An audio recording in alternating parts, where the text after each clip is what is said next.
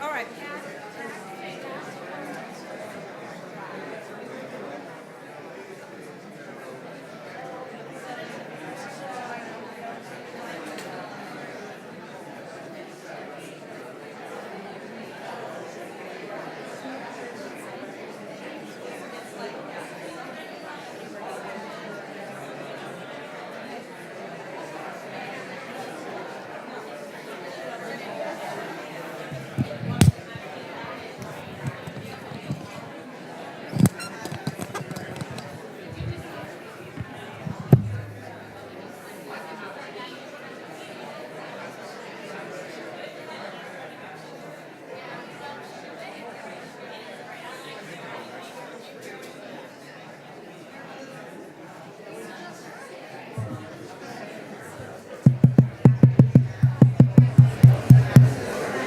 Is it working?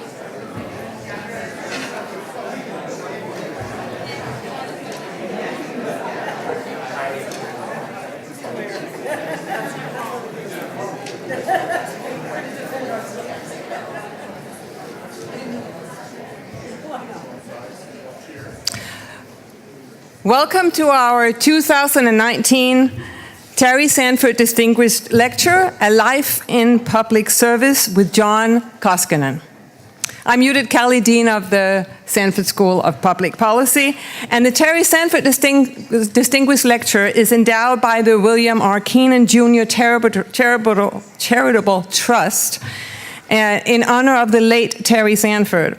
And we would like to welcome Tom Keenan and Doug Zinn from the Keenan Charitable Trust. I'm going to have to go home and try to learn how to say charitable trust.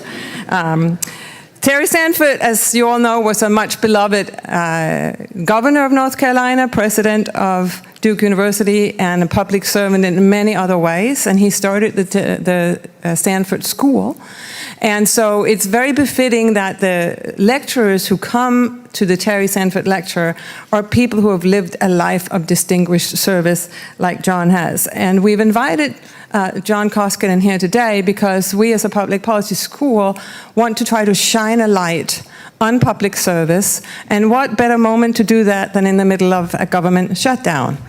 But it highlights more than ever the importance of a quality government, and John and I were talking this afternoon about how when the government shuts down, we do come to appreciate the value of government and the services it provides us and the many important functions it has. And John has held many different important different types of positions in public service over his career, which is why it's so interesting to have him here as a lecturer tonight, because he can speak to so many different angles of public service.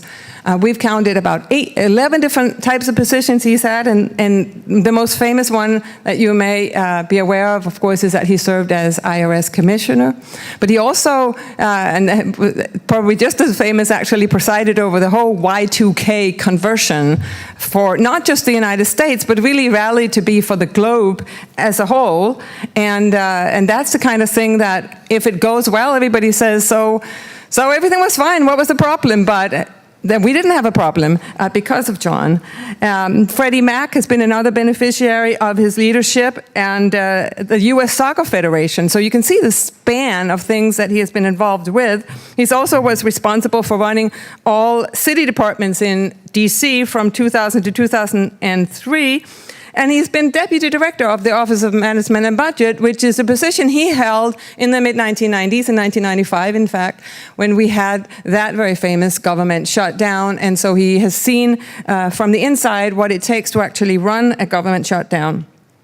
If for those reasons are not enough for you to think that John's name is familiar, of course he is also very beloved around campus and familiar because of the Koskinen Stadium that he and his wife Pat endowed and gifted to the university, and Pat will be joining us shortly.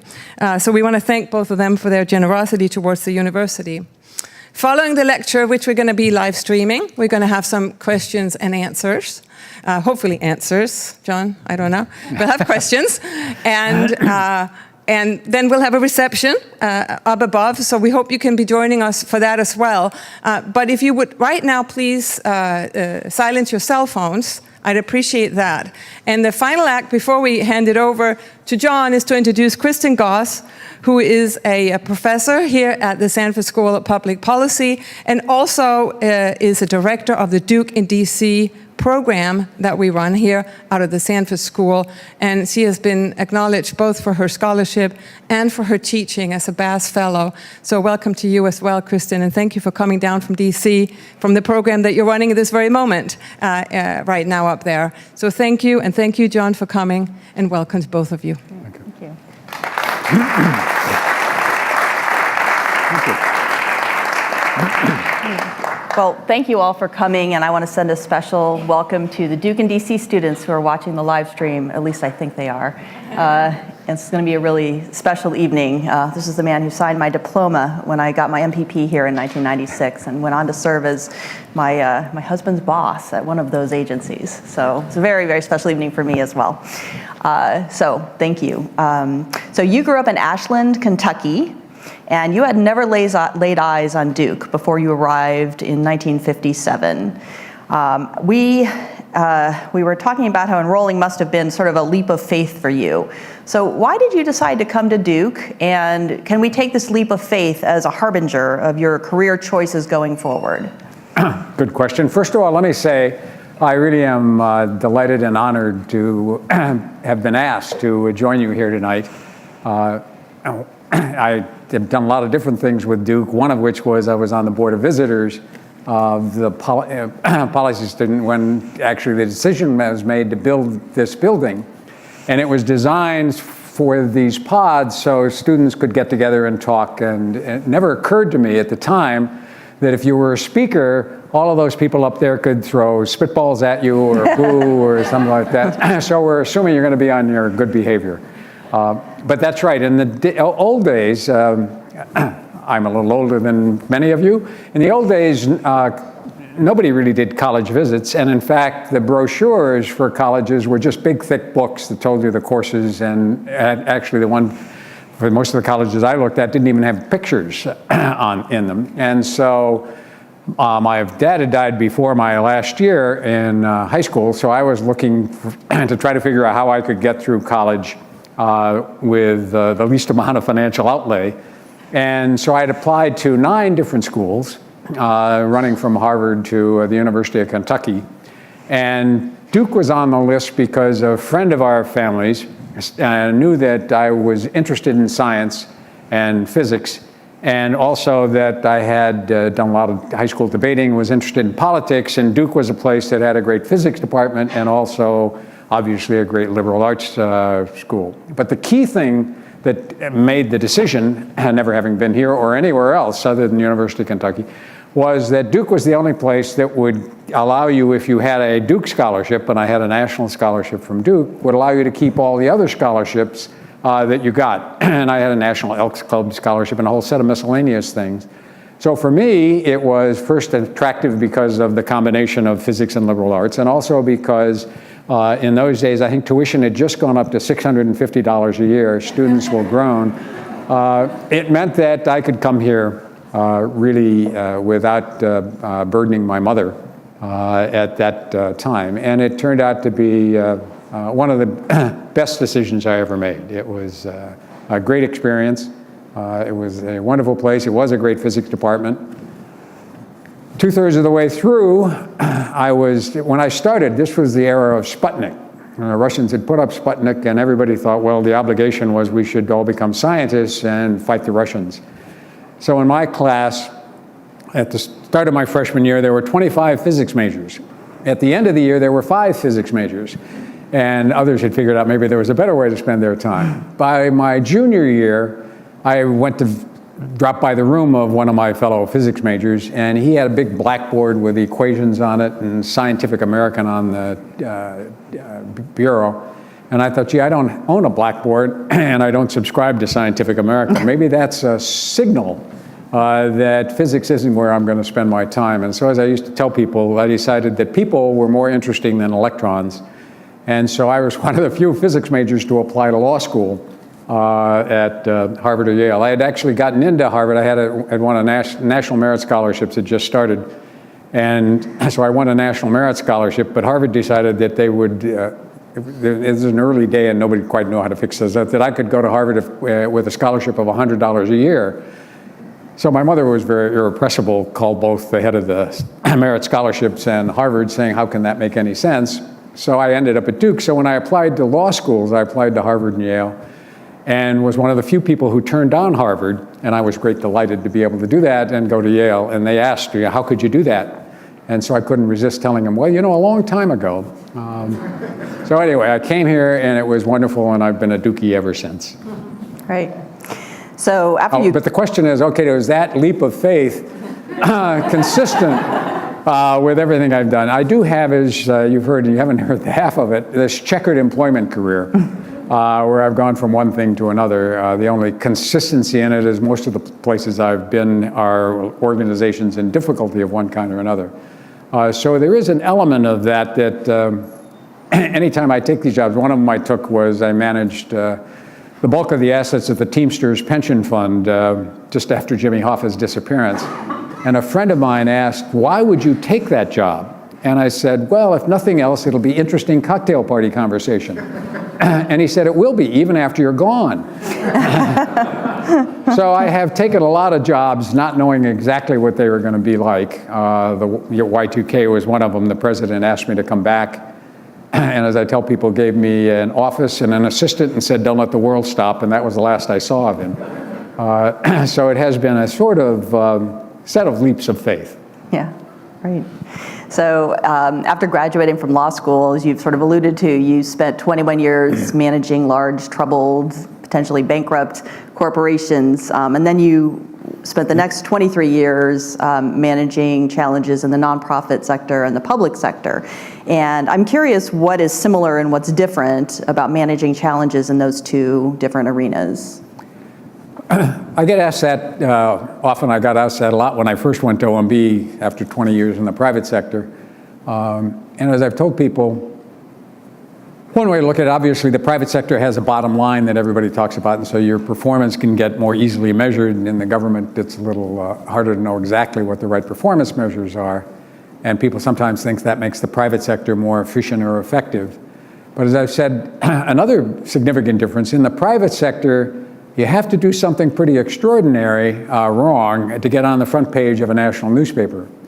In the public sector, it doesn't take much before everybody wants to know who was that person and are they going to get fired, and you get congressional hearings and the rest of it. So the pressure and the visibility in the public sector is a lot more apparent than in the private sector.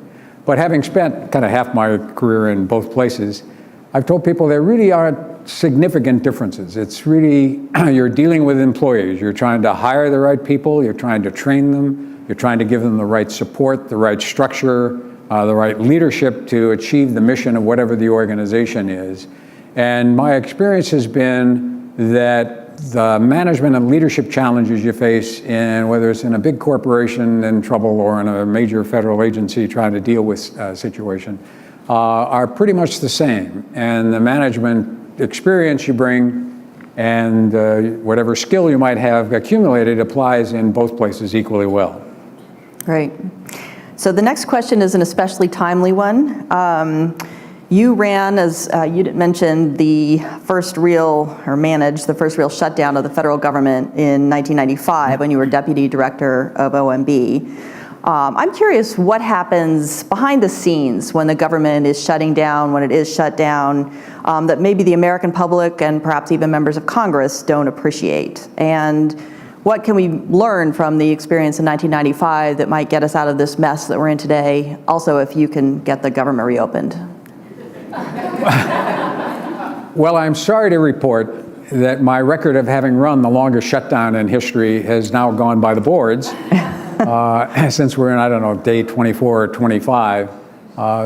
And the only one of my erroneous predictions was after the two shutdowns, actually. There was a 5-day shutdown in November and then the 21 days from December into early January. I predicted at the end of that, because it had gone so badly for those pushing for it, particularly the Republicans, that nobody would ever do it again. It was clearly, I think, the lesson I thought everybody had learned was it's a terrible way to run an organization. That is, just shut it down and just see if anybody notices. And so I thought they'd never do it again, only to be somewhat dismayed or surprised in 2013 when they tried it again, and this time around. And so in '95, the government previously for years had never really been shut down. And so the agency did not have shutdown plans. So in the summer of 1995, group historian here, the Republicans had taken control of the House with 55 new congressmen in the election, midterm election in '94. And by the summer of '95, it was fairly clear, of all things, Newt Gingrich and the Republicans were pushing a balanced budget amendment. And I keep wondering what happened to the Republicans who used to worry about balanced budgets, since we're going to have $1 trillion deficit this year. But in any event, it was a question of what would happen with entitlements and how the budget would, whether there was going to be a plan to be balanced or not, and a lot of argument back and forth. So in the summer, it was clear we did not want to send a signal that we were encouraging a shutdown or wanted to have one. On the other hand, you couldn't wait until the last minute and then try to figure out who was an emergency essential employee and who wasn't. So we, in the summer, formed what we called the Fall Working Group to pull the agencies together and have them draft, for the first time, real shutdown plans. And everybody was referring to it as a train wreck that was about to happen. And my wife, Pat, had been teaching at Gallaudet for a semester. She was an educator, taught mostly at Maryland. And so I said, okay, what's the sign language for train wreck? So the sign language for train wreck is tracks. So that's train wreck. So we would meet at the Fall Working Group. And so everybody knew what we were about. So my sense was, and nobody disagreed really, was you had to play it straight. The Anti-Deficiency Act, the criminal statute, is very clear that if you don't have the money, you can't spend it, and if you don't have the money, you cannot encourage an obligation to spend it. So the exceptions are protection of life or property, or anybody who's got money. So I said, you know, the issue isn't, and we're going to get cross-examined afterwards, is this a program we like, or are these people we care about or don't care about, or are we trying to make a statement? You have to play it straight and decide what's necessary to protect life and property, and otherwise it may be inconvenient or unfortunate for people where we're not going to be able to do it. And to get 2 million employees all on, and their agencies all on the same page, took some doing. And even then, we ran the first 5 days, and if you had money, you could run. And there's a rule then in the Defense Department that the defense production plants run by the private sector could only run if there was a Defense Department employee on the line. So they had enough money, surplus funds, to run for the first week. So at the end of the first week on a Friday, I got a call from Judy Miller, the Chief Counsel of Defense, saying, well, we're out of money. And I said, okay, you got to shut the plants down. So we shut down 42 defense production plants, including one in Kansas that Senator Dole was unhappy about. So they opened the government on Monday, funded the Defense Department, argued for a little while, and then shut the whole place down. Partially, I think, because I used to maintain anyway, that some of the 55, if not all of the 55 new members of Congress thought the government was primarily foreign aid and welfare. And if you shut it down, who would care? Because that's about all they knew about the government. So for the second shutdown, we spent some time putting out daily news flashes of the number of SBA loans not being given, the number of FHA mortgages not being given, the number of visits to public parks not taken, the number of museums visits that were no longer taken.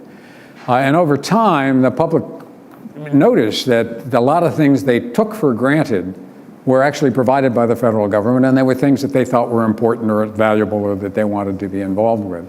Which is why at the end of it all, the consensus was that it had been a bad idea, the Republicans were blamed for it, and it would never happen again. But even in the middle of it, you had to make continual decisions about had what was a non-emergency become an emergency. For example, Social Security used to make all of its payments on the first of the month before they shifted to paying on birth dates. So the first shutdown was not around the first of the month, so we shut Social Security down. But by the time you got to the second shutdown, you had to open it up again because you were getting ready to make the monthly payments. So I spent a lot of time with the chief counsel at OMB and the Office of Legal Counsel in the Department of Justice as people would get asked questions. Cabinet secretaries and anybody confirmed by the Senate have a permanent appropriation, which is why they all can work.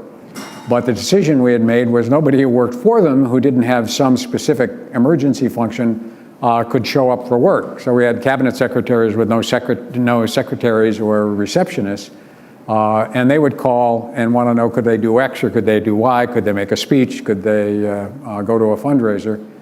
And so it was a kind of moving target. And so you see some of that going on now, where there are decisions being made, although there are serious questions as to whether some of the decisions being made are being made not because it's an emergency, but the administration has been upfront about it. They're trying to make it less inconvenient or less painful for taxpayers or the public. They're going to pay tax refunds, for instance. So I've been telling reporters who ask me, who have discovered that I ran the first shutdown, that that's not the standard. And I said, if you're worried about inconvenience to people, don't shut the place down. The standard is this an emergency? Is it protecting life or property? And the fact that people aren't going to be happy is not the question, and your goal is not to make them feel better about it. The goal is, in fact, to comply with the statute. But it is a serious problem. The concern a number of us have is that now that you had a shutdown in 2013 and you've got this one around a single issue, do we build a wall, do we not build a wall, do we fund it?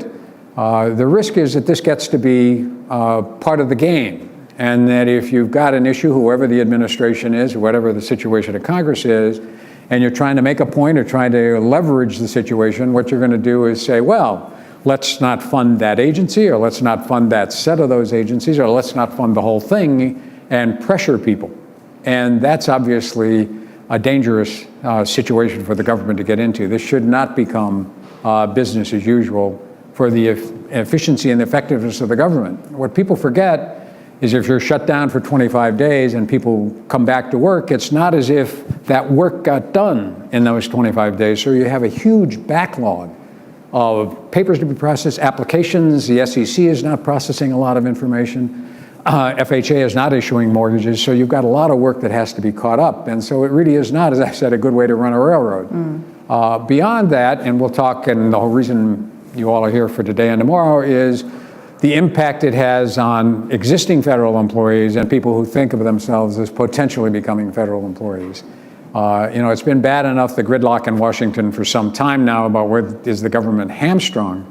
But if on top of that, you run the risk as a government employee of not getting paid for 2 weeks, 4 weeks, how long ever it might be, you might decide maybe there's a better way to spend your time. So it's it's not a frivolous enterprise and undertaking. I think this time around, some people supporting it on the administration side thought, well, we funded 2/3 of the government, 1,200,000 employees are working, so the 800,000 furloughed won't make the same impact. But I think as the ripple effects get felt, they're going to understand that this is not beanbag, this is serious. And I think that at some point, there hopefully will be a serious discussion about whether this should ever happen again. Yeah. I was talking to my cab driver today, and he's worried about how he's going to pay his rent because his fares have declined so dramatically during the shutdown in D.C. So right. I mean, the narrow focus on, do I care about that agency? People forget about the contractors, the people, they're talking about restaurants and people like that who depend upon people coming in who now are staying home because they don't have funding. 800,000 people is a lot of people. Yeah. So I'd like to ask you now about your time as Commissioner of the Internal Revenue Service when that agency was under especially intense political fire. And I'm wondering what constraints entrepreneurial and seasoned public servants such as yourself find yourself facing in the current political environment. And in particular, did you have any expectations of what you might be able to accomplish at the IRS that you weren't able to fulfill? Well, my first goal was to get out alive, and that seemed to have worked well. For those not following closely, you may recall this, I got invited in after the Inspector General had reported that the IRS had been holding up and delaying applications from predominantly Tea Party organizations who wanted to be social welfare tax-exempt organizations, and it was viewed as a targeting scandal. And the position by those in control of the House and the Senate was this was all dictated by the president or somebody in the Justice Department designed to keep these organizations from being effective in the 2012 presidential election. And so there'd been 6 months of hearings and arguments and contention. Danny Werfel, is Danny here? Danny, I think, may be coming. He had to go to work. Pardon? He had to work. He had to work. A likely story. Anyway, Danny had been, was over at OMB, got dragooned into being the interim IRS commissioner and took all the incoming for 6 months before I showed up as the next IRS commissioner. So I spent a good part of the 4 years being yelled at by the Freedom Caucus and others. The Freedom Caucus, you may recall, actually decided they'd try to impeach me. So I've lost 2 chances for history. One is my record of running the longest shutdown is now gone. And the only other time in history that anybody not a president has been impeached was 150 years ago, the Secretary of War. So I thought, well, if they impeach me, then, I'll be famous. And whenever anybody talks about it, they say, well, you remember the IRS commissioner. But it didn't work out very well for them. And I think it was 342 to 72, they lost that vote. But in the middle of it all, the IRS budget was in the process of being regularly cut. And everybody said, well, and the Republicans said at my appropriation hearings, well, this is punishment and making sure the IRS runs well in response to the targeting. And if you want to talk about inconvenient facts or fake news, I kept trying to remind people the budget had started being cut in 2010, 3 years before anybody knew who Lois Lerner was, to some extent because the decision was if you couldn't unwind or defeat the Affordable Care Act, which was passed in 2010, you could underfund the implementation of it. And the vast majority of the implementation at the back end is run by the IRS. So the budget was cut every year. The budget now, 8 years later, is about $1 billion less than it was in 2010, even though there are 10 million more taxpayers. The net result is there were 100,000 employees when I started. There are under 80,000 employees now trying to provide the same service to more taxpayers. So the lack of funding, besides any other constraints, was the biggest constraint on being able to make significant progress. The IRS runs an antiquated IT system. I used to delight in telling people it's running programs that were running when John F. Kennedy was president. When I was doing Y2K, we worried about the lack of COBOL programmers. These programs are in assembly language, which predates COBOL. So you have to hire people and train them how to do this, which I said is like hiring somebody to read antique Latin so they could translate one book as you go. So it was a constraint. The question, though, in some ways deals with, well, if you're in the government, what are the constraints on being able to do things you want to do? And my sense is that there are constraints. I mean, the government, the advantage of the government in some ways is that it's responsive to the public. And so you can't just take off on your own and never get asked about it. And so, and it sometimes takes longer to get things, major changes done than you would like.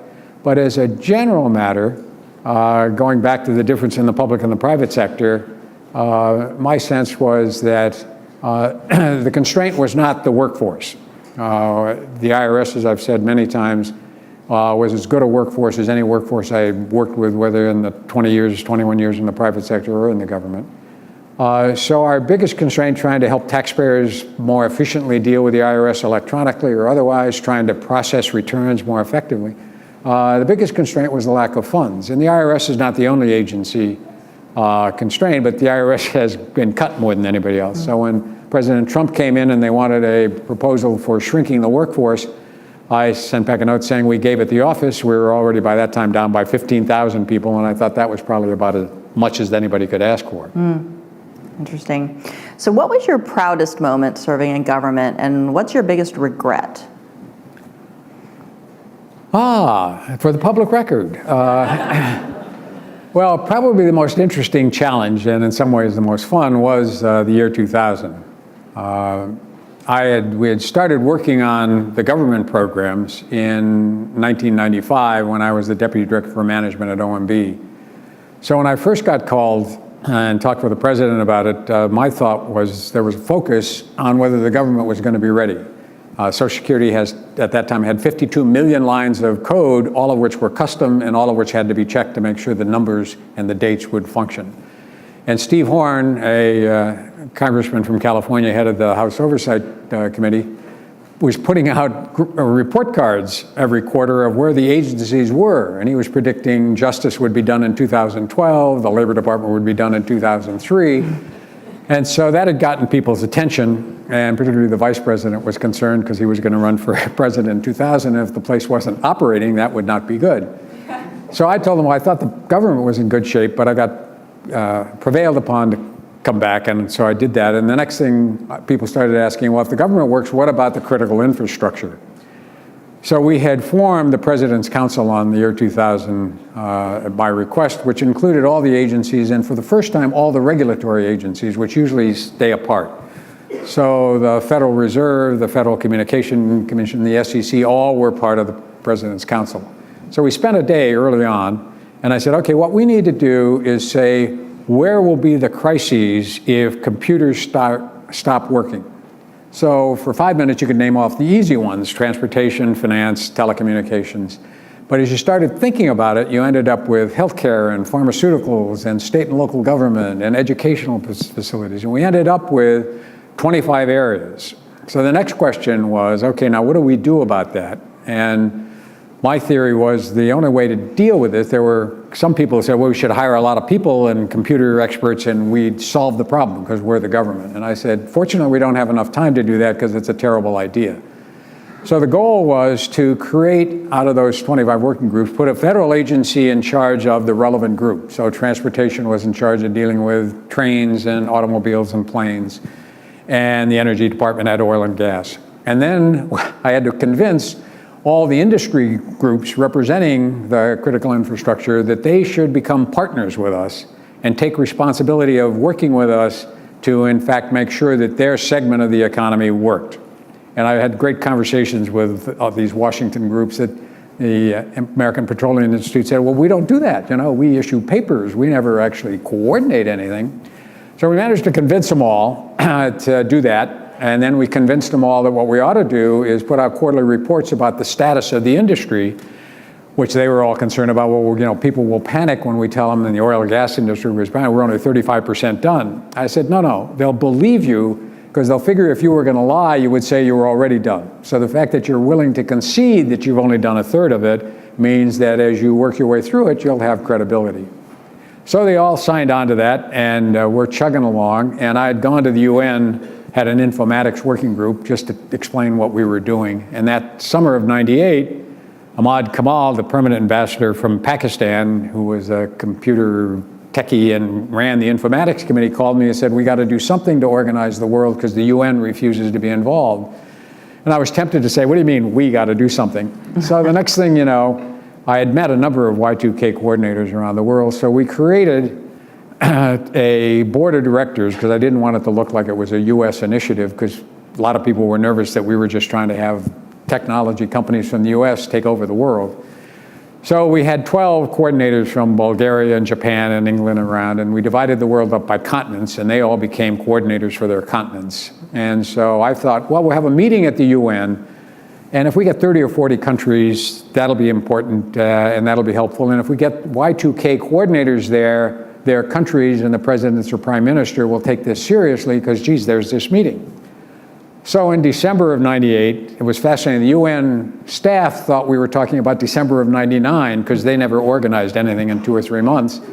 And we're excited when we said, no, it's September. I said, we're going to do it in December, the first week. So we ended up with 100 countries that showed up, all of whom very focused and concerned on this, all of whom wanted to run these continental meetings, and our deal was we'd provide them information from American companies and whatever they wanted, technology. Most of them were worried about telecommunications and finance.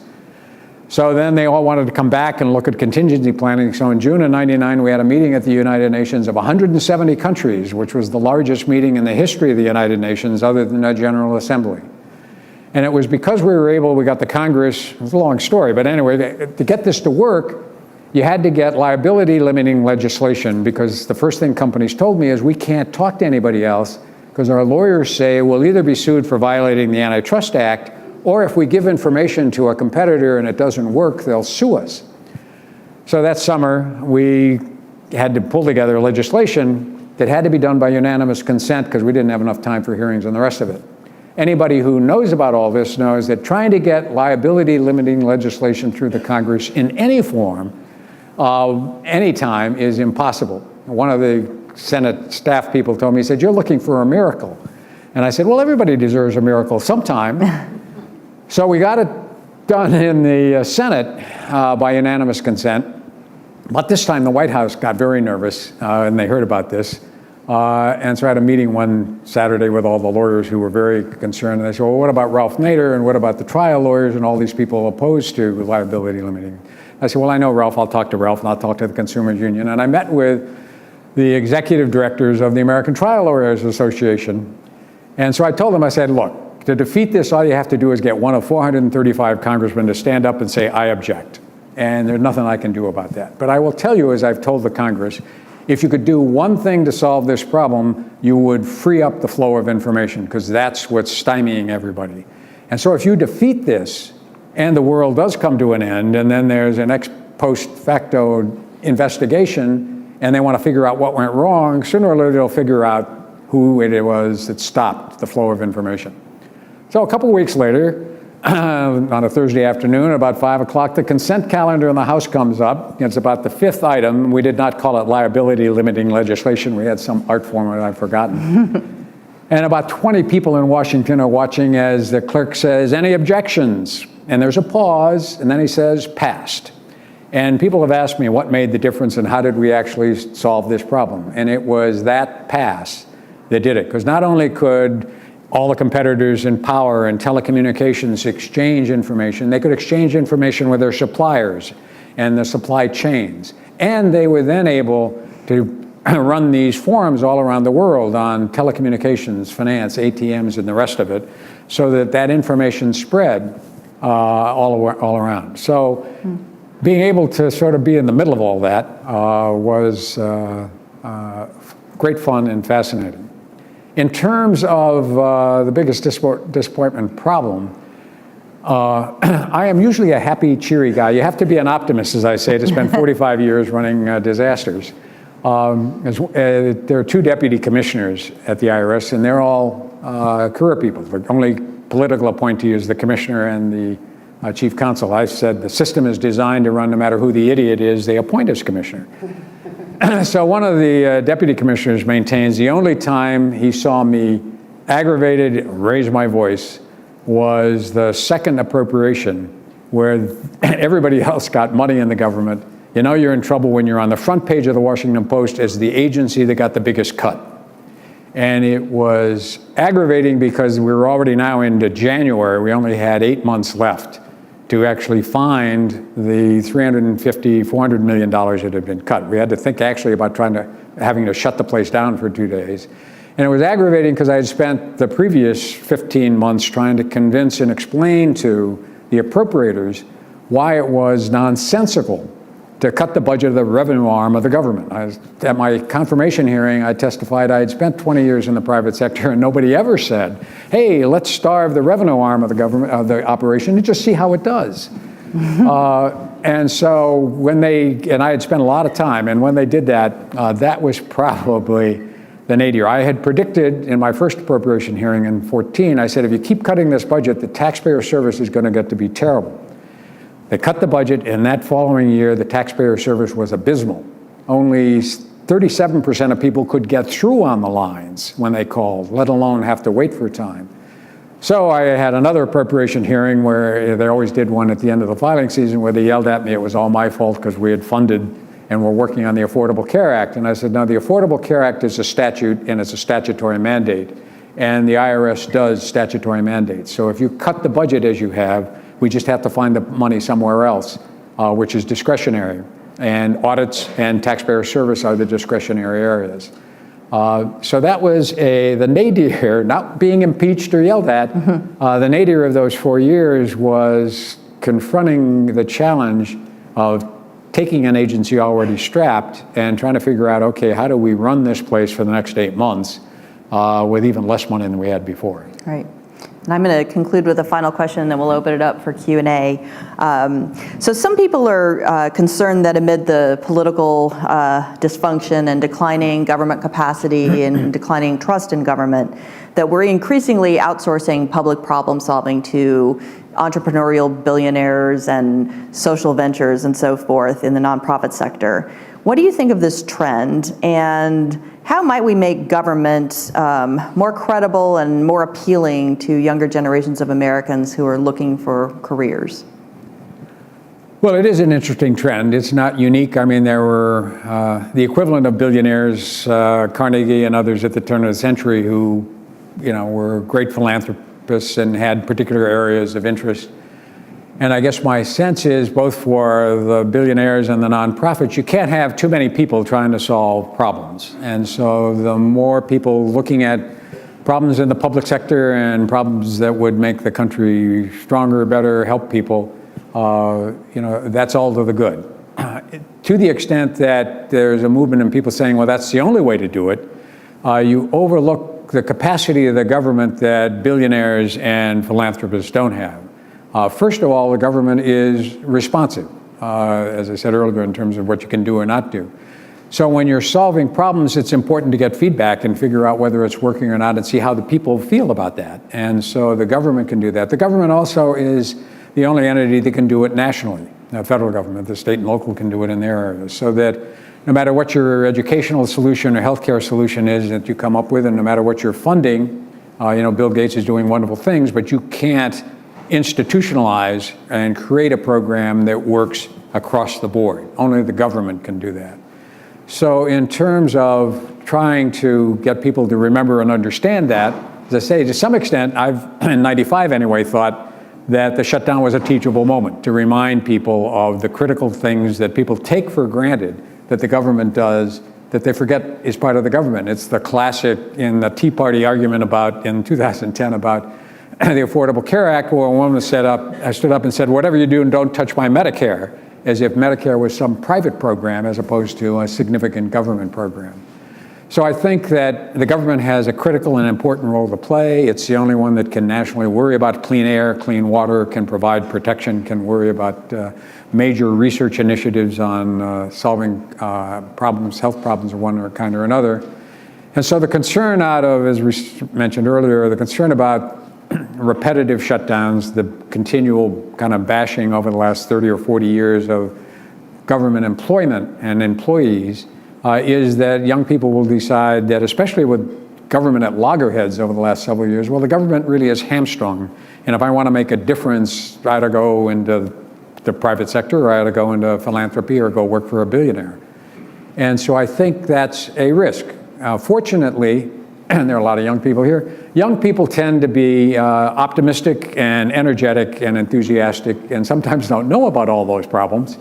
And so my experience at the IRS, where we didn't hire people, that's where we were shrinking, but every once in a while we would have an opening or we'd hire people, and we had a lot of people applying to work for the IRS, not the world's most popular agency.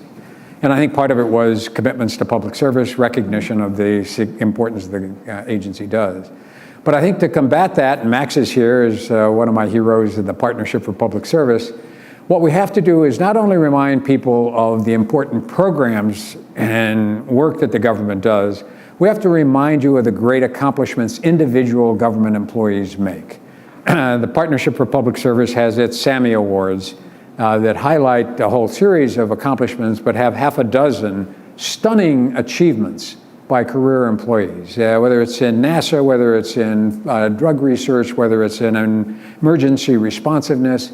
And it's important to honor those people, but those are role models and they are inspirations, not only to other federal employees, but they're role models and inspirations to young people and people thinking about going to the government.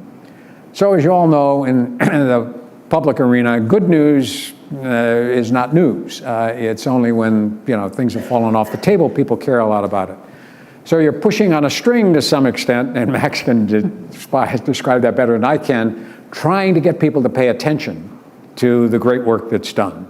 and the things that go on. But I think everybody needs to spend their time doing that. I was asked, my theory of management has been, if you want to know what's going on in an organization, go out and talk to the people doing the work, the frontline employees.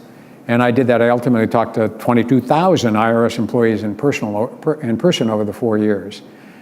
And we would have town halls with the employees, and then I'd do a town hall with their managers so the employees could say whatever they wanted to. And then 3 years into it, an employee asked me, well, what are you doing? What are we doing to change the image of the agency? And I said, well, it's a great question.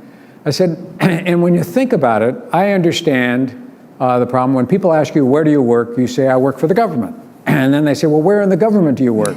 And you say, I work in the Treasury Department.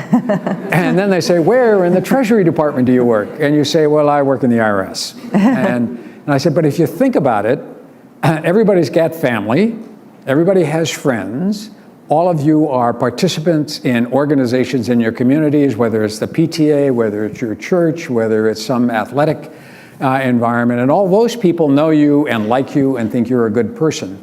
So what I need for you to do is you to be advocates for the IRS as a great agency, a great place to work. I say I'm not saying you should wear an IRS t-shirt to the local grocery store on the weekends and have people grumble at you. But I said what we all have to do is be more outgoing about the importance of the work we do with the people who know us, like us, and trust us. So in some ways, that's my suggestion to Max. We need to take 2 million federal employees and have them all become advocates for the work they do with the people they know. And if you took, I told the IRS, if you took 80,000 people and their family and friends, you got a lot of people. You take 2 million federal employees and look at the ripple effects they could have. And it's not facetious. It is important for everybody who's concerned about this to proselytize, as it were, for the importance of government work and the excitement and the satisfaction that comes from being there, whether it's at the federal level or the state, the county, or the city level. It's a great way to spend your time. As I've said to people, the great thing, and I used to tell IRS employees about the difference in the public and the private sector. In the public sector, when you get up on Monday morning, you don't have to think about or worry about whether it makes a difference. You know what you're doing is important to somebody, and you're going to have an impact over the course of time. And that's a unique source of satisfaction, which is why a lot of very brilliant, bright, enthusiastic, hardworking people stay in the government, notwithstanding everything else. It's because they derive great satisfaction from understanding the importance of the work that they do. So I think you've just given a task for those 800,000 furloughed workers. They have enough time to spread the word. Great, I think we'll open it for questions. The microphone is back there. And all right, my rule of life and always is there are no rules. So you can ask any question you like about anything. I used to say, when it was quiet, I'll demonstrate my ability not to answer questions. And I used to do that, and there was public. So the next headline was, IRS Commissioner says good at not answering questions. And so I then restricted myself. So John, is this on? Can people hear me? Yeah. Great. So I have a million questions for you, but I want to begin at what's most important to me. And I listened to you here. I've listened to you for years and years, and you are really one of the most extraordinary public servants I've had the pleasure of knowing and watching, and have done such amazing things across the board. The core question for me is, how do we get more people like you to lead in government? Well, I could repeat what I just said. I think, it's wonderful to have this discussion here in this institution. Public policy schools, universities have a significant role to play in not only explaining why public service is important and good, but opening avenues of communication and pathways. So the discussions that are going to be held tomorrow are critical and important for people to not just be neutral about it, but to actually be affirmative about it. And the Sanford School has always done a great job about that, of encouraging people to, and there are a lot of people around Washington in various government positions who are graduates of this program, but there are graduates of other public policy schools as well. And so I do think, again, none of this will, like everything, nothing will happen by accident. As I used to say when I talk to people about management, organization charts don't self-execute. It depicts people. Well, we're not going to get people and good people into public service if we just hope it happens, if we kind of wait to see what happens. And so I think, but again, back to my point is, I do think that educational institutions generally, counseling groups, but certainly public policy schools have a major, important, and significant role to play to make sure that not only people want to do it, but that we increase the ability of their ability to do it. We help them with internships. We help them find positions that would be a good fit for them. And thank you for the comments. Right, this is terrific. Okay, hi, my name is Chris Stoneman. I'm a 1990 graduate of the Sanford School. It wasn't the Sanford School then, and I can't recall what its name was. But in any case, I've been at EPA. I'm one of the dedicated federal employees who's stuck with it for 29 years almost. So my question actually doesn't relate to EPA per se, but you had mentioned or perhaps you did, that you're from Ashland, Kentucky originally. Right. And if I'm not mistaken, that's coal country. And I'm wondering to what degree and how, being from a rural area, I suspect, and from a conservative state and from coal country, how has that impacted, or how did that impact your perspective and your career, if at all?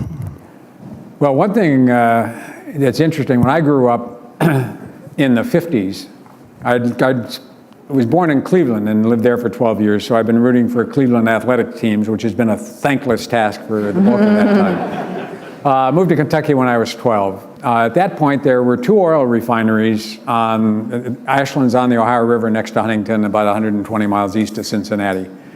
And it's rural. You go 50 miles south, you're in the heart of Appalachia, but this was industrialized. So there are 2 oil refineries, 3 or 4 chemical plants on the river, and an open hearth rolling mill. If you lived on that side of town, every 3 years, you either had to get your car painted or get a new one. No one in those days asked, if it's doing that to the car, what's it doing to me? So my classmates, the vast majority had been born there, lived there, and most of them stayed there. So when EPA put out the first 10 major environmental risk areas, Huntington Ashland was one of the 10. My class has had, by the time in my 25th reunion, probably a quarter of the class had died. And if you ever wanted to do an epidemiological study of the impact of clean air and clean water, or dirty air and dirty water, you'd just track my classmates. And the bulk of them died from cancer, breathing all that stuff over time. So one thing that you got out of watching that was a great appreciation of all the work that's been done to clean up the air and clean up the water as it goes forward. But actually, it did also, I gave a talk at a high school graduation recently there, and I left Ashland, came to Duke. I didn't know anybody outside of Ashland. And when I left Duke, I didn't know anybody outside of Duke. So my message to the graduating seniors about 5 years ago at Ashland was, that they ought to take leaps of faith, that life was not just dependent upon connections. You didn't have to be well-born, or you didn't have to have a whole infrastructure that was going to make life easy for you.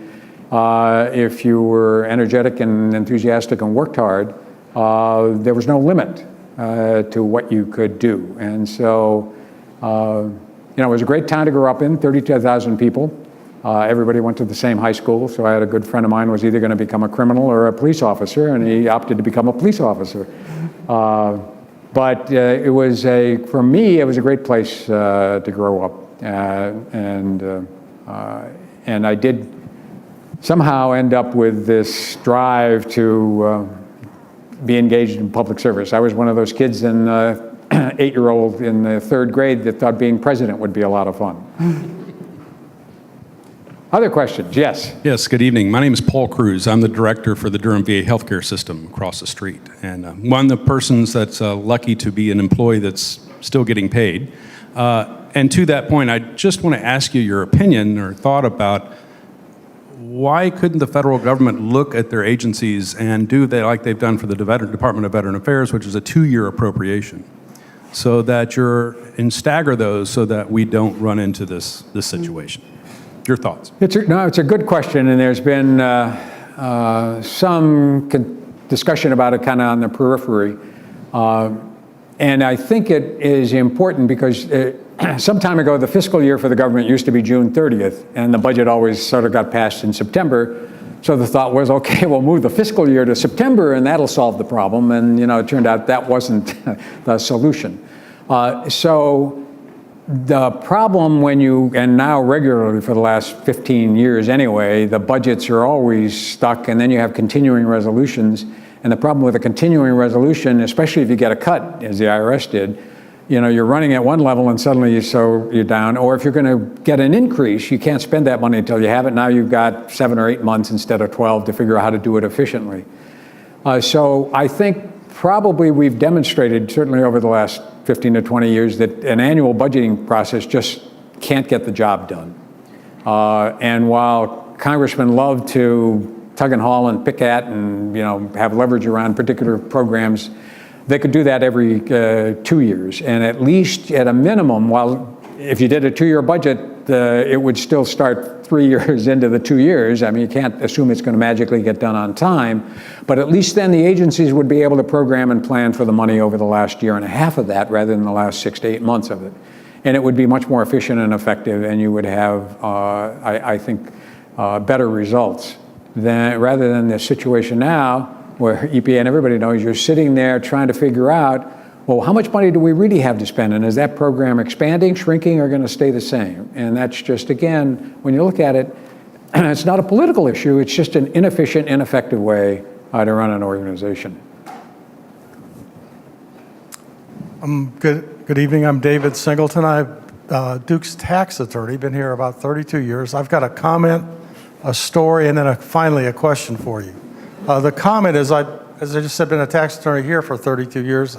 Prior to that with a private company for 10, so 42 years of dealing with the IRS. I've never had a problem with any. They've always been first-rate, decent folks that were willing to help, so thanks for your service. Are we getting that on tape that we could actually? I hope so. My story is this. I'll take you back to the Allen Building boardroom where I think you were the chair and officers were giving presentations.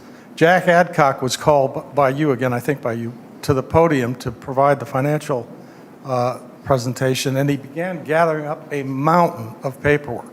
And there was some grumbling around the room a little bit, and as Jack walked up to the podium, it was, I see you all looking at your watches, don't worry, don't worry. And my question is this.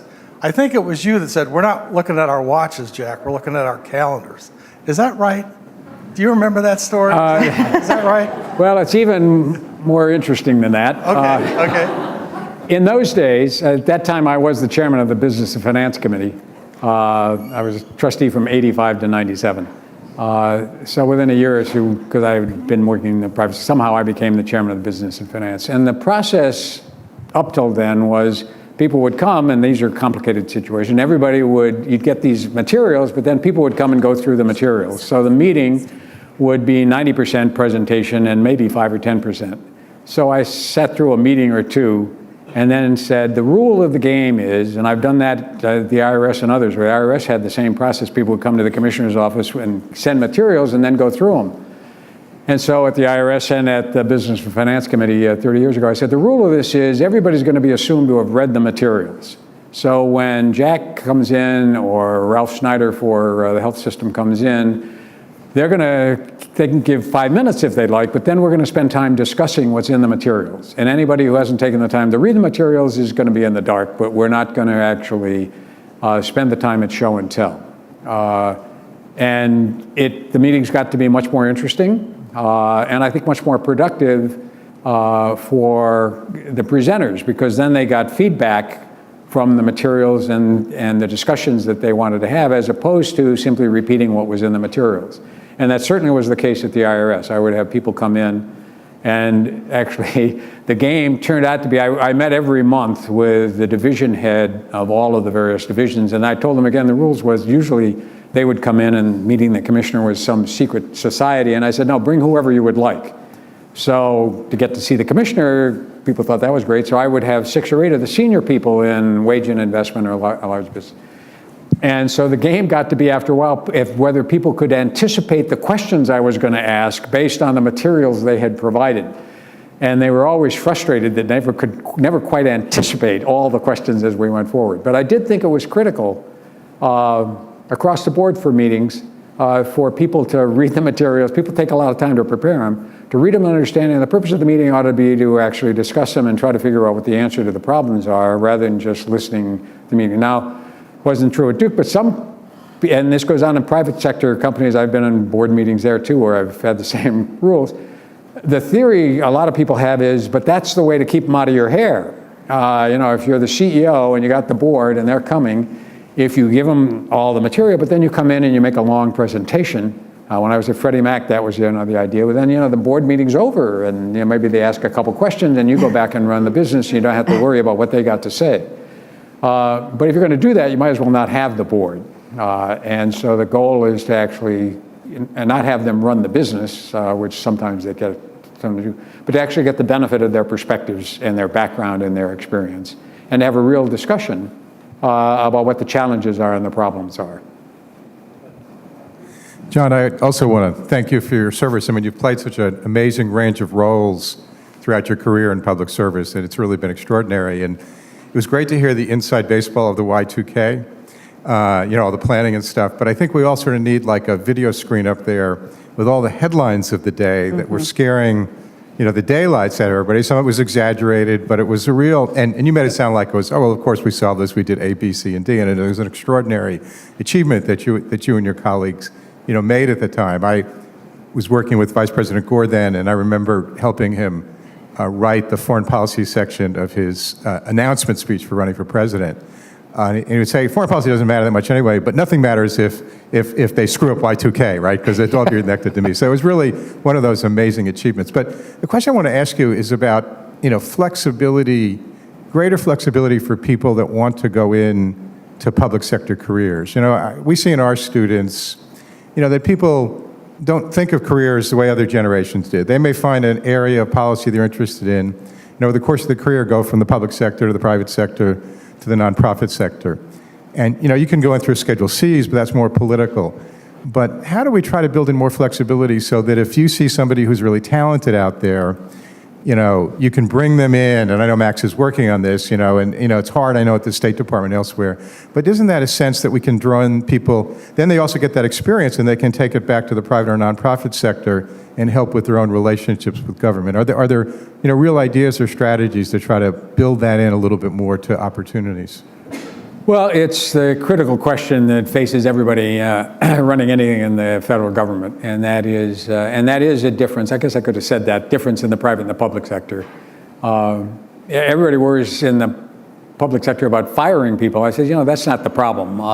The real problem is hiring people and going through the process. And the IRS got to be very efficient, but it still took 60 to 90 days to get somebody through. The Treasury people finally did a meeting with us to figure out how come we were faster than they were, but even at that speed, it was too slow. We had a special authority that then the Freedom Caucus got rid of for a number of years for information technology, strategic hiring authority that allowed us to hire people directly in IT for security and other purposes, and with a higher pay range.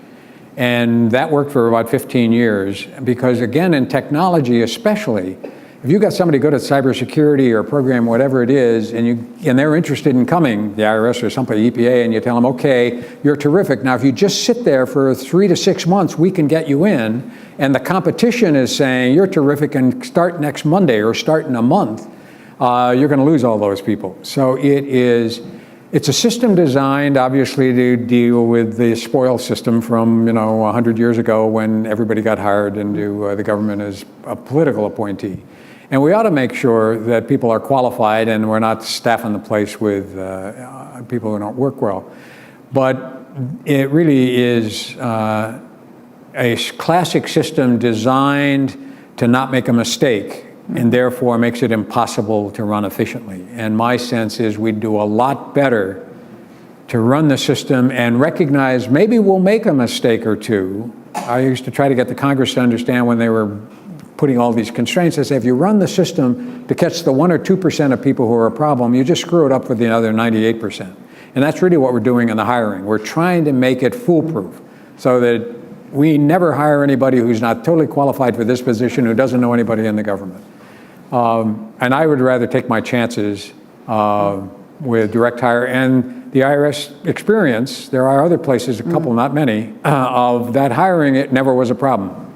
And because people are on probation, if you made a mistake, you had a year to find that mistake out and resolve it. But that program ran, they never had the ability to hire more than 40 people, and actually never used it for more than 32 at a time. But something like that, it's not a question of tweaking, okay, the forms, we got to make them shorter or something. You've got to be able to trust that the system will work with basic fundamental strictures and that you'll catch the problems. You know, the IGs are out there trying to figure out what's going on, and people complain. And employees know. I've said in any organization, and an athletic team, you ask the players, they can tell you who the good players are and who the ones who are not good. You ask employees who are the productive and non-productive people, everybody knows that. So if you've hired people, it's not rocket science to figure out who's not the right person. But I can guarantee you that's going to be 1% of the situation. And we do just a whole lot better to try to make it easier for the 99%. Could I do a brief follow-up to that? You certainly can. To expand on this. So I have a friend who spent many years as a reporter, and the last few years of his career as a government spokesperson for a federal agency. And he said his takeaway from that is that every reporter should have to spend 1 year in government. Yeah. Just 1 year. And I wonder if there could be a system set up, extrapolating from that, not just to reporters, where private sector people, nonprofit people could be detailed to government for a year, just to understand it better. And if that might also have the advantage of addressing the government's image problem to the extent it has one as well. Well, that's right. I mean, a long time ago, it was hard for private sector people to figure out how to get into the government because they were management people, finance people. And then over time, important positions have been created. So they're now chief financial officers, they're chief information officers, they're chief, basically the theory of Vice President Gore was to take the deputy secretaries and make them the chief operating officers. I chaired the President's Management Council of all those people, and I kidded that a lot of them had never met a chief operating officer up close and personal, but now they were one. Now there are a lot more places where you can tap into the expertise of the private sector. And so there are some cases where there have been details there's always nervousness about will that somehow create paths of communication back and forth that will bias the process. But I do think it's right that it wouldn't take people long if you worked in any federal agency to discover the place is full of hard-working, dedicated, really smart, capable people. And it would help, defeat that image of, well, these are just brown bag people who show up at 9 and go home at 5 and, take a long lunch hour. But notwithstanding all those problems, as I say, my experience has been that, and I ran the city of Washington, which had been undermanaged for 20 years by Marion Barry before we got there. Even then, there were just wonderful people working in the government. And so we need to fix those problems. We need to make it more attractive. We need to make it easier. But as we do that, we need to continue to recognize that that's not saying that the people who are there now wouldn't be there if we just had better processes or better understanding about it. Thank you. John, I'm Bill Adair. I'm the director of the DeWitt Wallace Center for Media and Democracy, which is our journalism program here at Sanford. So to perfect follow-up to what you're talking about and Kristin's question is, to the extent that there's misunderstanding that might be passed along by my fellow journalists, I think sometimes it's because we have difficulty getting access to government officials. And it's something you and I have talked about, and something I always appreciated about you as IRS commissioner, that you were pretty open with the press. And I wonder sort of what your philosophy was and how we can spread that philosophy to more people in government, because too often the response is not to talk to the media, to only communicate by email. And I just think if we're going to build understanding, you need to talk to reporters. Yeah, the proof of the pudding is I now continue to get calls, especially during the shutdown. People have discovered I ran the other ones, but a lot of the issues are around the IRS. So I continue to get calls from the Wall Street Journal, the Times, and the Post because they can't get information from anybody else. So I thought, well, okay. The point is critical, and it's an education point. As I tell people, I understand why particularly government officials but private sector people too, are uneasy about talking to the press because they're concerned about they'll get misquoted or the story won't be right. And particularly when I was running the city, and the city of Washington is the most difficult city to run in the country, not because of its size, but because it's a state and a county and a city all rolled up. So instead of 8 or 10 departments, we had 25, the motor vehicles department, mental health department, Medicaid department, more ways for people to get into mischief. And it was shut down, and everybody, the Post at that, it's unfortunate, the Post at that time had 4 people working full-time covering the city. And as I said, they were all anxious for the Pulitzer Prize, generally not given for good news. So they were all out. But I thought it was important, and it's a great loss that the Post doesn't have that anymore and can't afford it, because that was a great check on the government. But I tried to get all the agency heads to understand. Serge Kovaleski, who the president was attacking because of his physical challenges, had come from New York and was now working for the Post, an aggressive, hard-nosed, investigative reporter. And I tried to get everybody to understand, if you don't talk to Serge, then you can't be surprised when your side of the story is not in his story. And you got to recognize within a reporter, if you don't talk to them, you're just making their job more difficult. So you shouldn't be surprised if they're not really happy about you. And I said, and Serge was a great example. I said, if you talk to Serge, you're not necessarily going to convince him not to write his story, but I can guarantee you your position will be in the story, your answer to it, and that's all you can expect and ask for. But if you don't talk to him, he's never going to know what the issue is. And it's the IRS was famous that way. The predecessor was famous for not talking to anybody.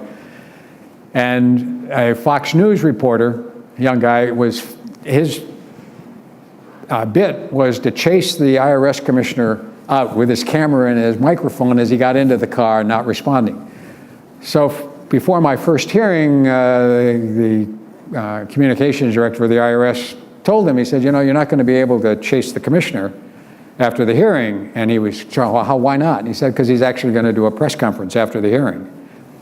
And the result was that Fox News there were 3 or 4 reporters in there, Fox News ran that response to all those questions totally without any commentary. And this was a contentious hearing, full scale, saying this is the first time we've had this is the first national interview with the IRS commissioner. Now, that was the only nice thing Fox News ever did for me in the 4 years. But it goes to, and again, it's education. And we actually, in the Clinton administration, ran with the vice president 3 or 4 years in a session for new political appointees. And one of the issues we tried to get across was you have to talk to the press. You have to try to see it from their side of the story, and you have to get your side of the story out. Otherwise, you're just going to get, killed, and it doesn't work perfectly. The headline writers are different than the reporters, so the headline will be, IRS commissioner says good at not answering questions. The pictures may not always be. The Post, while I was the city administrator, had what I call the snapping turtle picture. It looked like I was, and I kept thinking. I told them, I said, could you get another picture? I mean, even if it's a bad article. But it's a training issue, it's a discussion issue, but I know the problem, and I watch it happen across the board of people just being uncommunicative, and an entire agency not commenting. And it just seems to me, again, it's the other side of the coin. It helps destroy or undercut the credibility of government if people sense that it's this black box and you can't find out what's going on in it, and it's not transparent and it's not responsive. Then it's not surprising for people to say, I don't know what they're doing in there, but it can't be good if they won't talk about it. It was, again, back to the problem of panic for Y2K. What I was trying to get the industry groups to understand was if you didn't tell anybody what you were doing, they were going to assume the worst, because all these people were talking about the world come to an end. If you just stood up and said, we're working on it, we're 30% done, we'll let you know when we get done, it'll help alleviate that problem significantly. So one of the things we ought to be doing as we're training young people to go into government and into public service is to train them to be comfortable dealing with the press and answering questions. It's like here, my rule of thumb has always been there are no rules. You can ask me any question you want about anything, whether you're an employee or a member of the press. And I have a rule, I never talk off the record, because my sense is if you do that, reporter always wonders, I wonder what he would tell me if he was really going to tell me the full story. So my view with the reporters is, I'll tell you what I can tell you. If I can't tell you or I don't want to tell you, I'll tell you that. But you'll know what you don't know. It won't be a guessing game of, well, I wonder what he's got up his sleeve. Thank you very much. You said I could ask you anything you wanted. I wanted to know here. Where are we? There you are. Here, yes. Just having read one of many books, the latest one is Democracy in Chains, about prominent people who don't want government. It's very distressing, and I really would like to know are you distressed? I mean, it's hard for me to sleep at night sometime after reading these books, and I would like your comments. Well, it goes back to whether people really understand what the implications are of their positions. There were some people happy to underfund the IRS on the ground that the government would have less revenue and then it could get into less mischief and the deficit would get bigger and that would stop the governments in its track. There was a theory when Reagan was president that was his theory, was you would in effect bankrupt the government and that was a great way to constrain it. And so I think it is important for it to be discussed, for it to be a dialogue. Part of what we're missing today is people able to talk with each other. One of my goals was I wanted to go to a Tea Party convention and talk about what the IRS was doing or not doing. My security team blanched at the idea that I would go to an audience of 2,000 people who didn't like me and start talking to them. But I do think you have to reach across those barriers and those boundaries, and when people have views, try to figure out where they're coming from and have a discussion about it and an explanation about it and an education about it. We basically, the real risk is everybody's retreating to their own corner, lobbing grenades at each other. And part of, it was interesting, I saw an article at some point recently that said, the founders were comfortable that the extremists were not really a major threat because they couldn't find each other. They would never, with a critical mass, get together. So one of the phenomena we have now with social media is the positive thing is you can raise a lot of money, you could get people to work together, you can communicate a lot of positive ideas. You also allow people with extreme views or even just very complicated views to find adherents and discover, hey, there are a lot of us out here, because it may only be 2% or 5% of the population, but that's a lot of people. And so people have, it just keeps dividing up in a way that's troubling. And the media, you can see the phenomenon. In the old days, everybody listened to Walter Cronkite or David Brinkley, and you got the news for half an hour, and everybody got the same news, so it was kind of fit. And then you went about your life. And then the cable fractionation of the audience came along, and suddenly sports channels as well as news channels had 24 hours to fill, and then they were competing for audiences, so the logical thing to do is, well, let's find my audience, and so you could over time watch it all fractionate. And I have a brother who thinks that the only true news is on Fox News, and I have other friends who think the only thing you should listen to is MSNBC. And so, it's a fundamental social problem we've got, is that how do you bridge the gaps, and how do you actually not look at people as the deplorables? How do you not actually, it goes a good question about coming up from in a small town, rural area, coal area near Appalachia. You have to have people appreciate people from all walks of life. And there's a risk that, I've always said that sometimes I'm, kind of a free marketeer. I'm obviously a Democrat and liberal, but I've said, there's a tendency for government programs to assume, it's a little like hiring people, that you can't trust people. So you have to make decisions for them. So we used to give people food, the agricultural surplus program. That way we knew they'd have food. And then, well, okay, maybe we aren't going to give them food, but if we're going to give them financial support, we'll make it food stamps, because then we'll know you're buying food and you're not drinking, because the assumption everybody will be an alcoholic.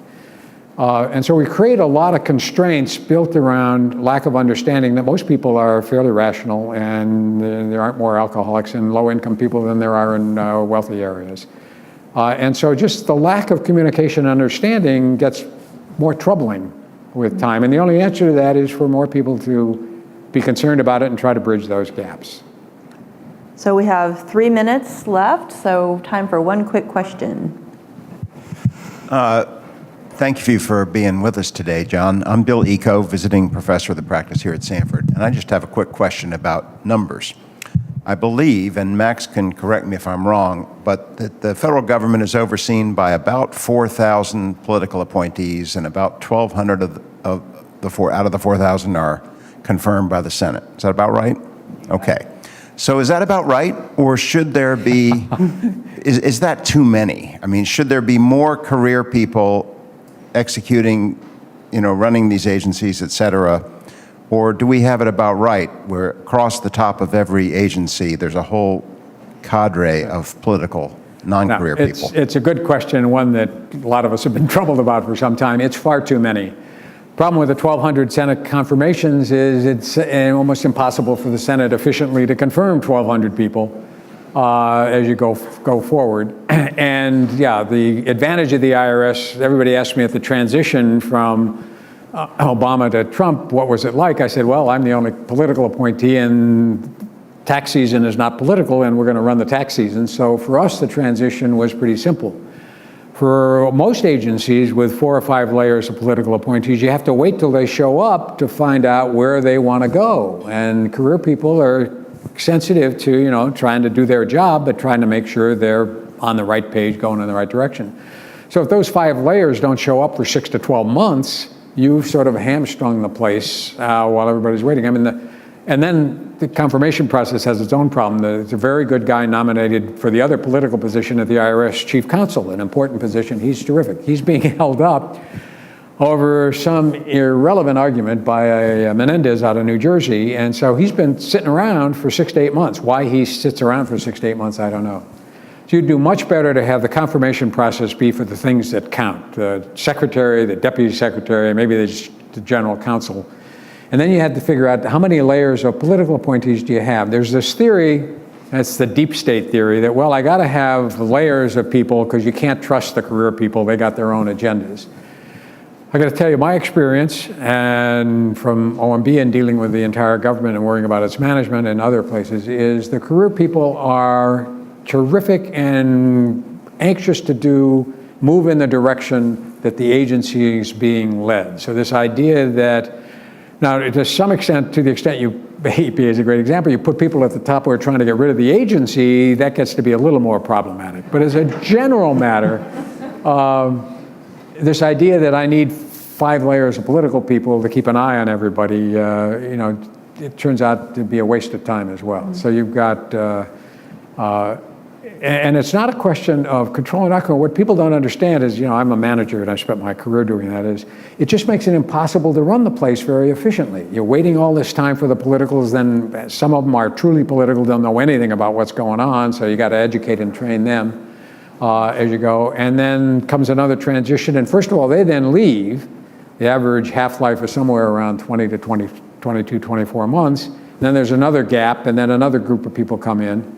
And so if you say, is that a good way to run the operation? You'd say, that doesn't make any sense at all. It'd be one thing if the secretary leaves or the deputy, but if you've got 5 layers and they're all moving at different times, it's very tough for career people to figure out who's on first and where do they want to go differently. We got these issues. So the fact that the place runs and the agencies continue to make progress is the greatest tribute to career employees that you could demonstrate, because the process is almost irrational.